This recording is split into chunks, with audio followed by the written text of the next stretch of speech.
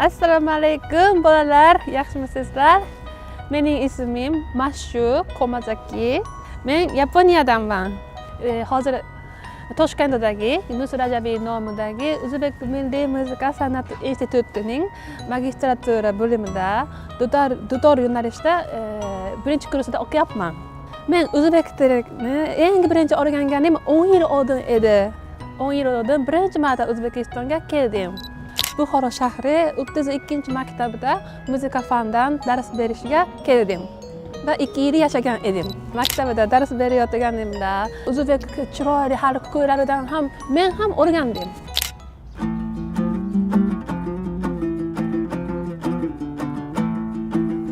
Yallama yorim yallola, yallola shaylik, uchtami torta bo'lishib hasratlashaylik.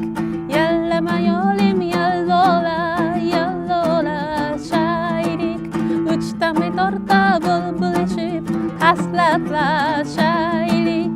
Yallama yorim yallola, yallola shaylik, yallola shaylik, uchtami torta bo'lishib hasratlashaylik.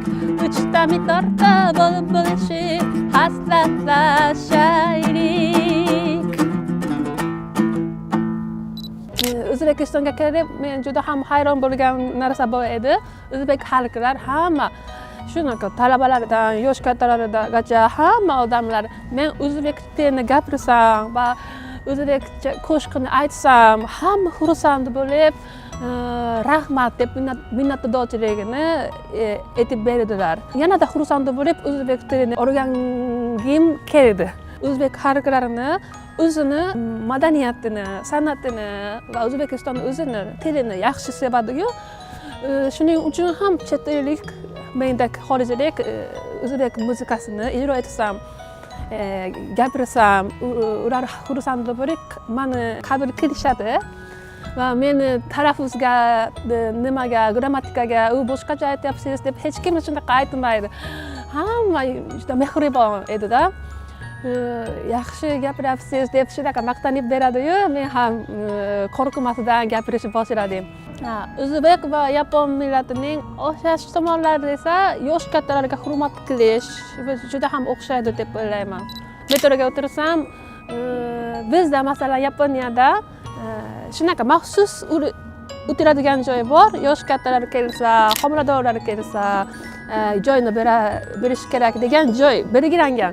Lekin O'zbekistonda unaqa joy yo'q. Hamma joyda metroda o'tirsa, yosh kattalar kelsa, kimdir kelsa, joy berishadi-yu, shu tomon juda ham yaxshi deb o'ylayman.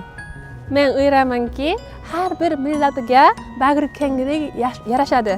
Men o'zbek, yapon va barcha dunyodagi odamlar do'stlashishni xohlayman.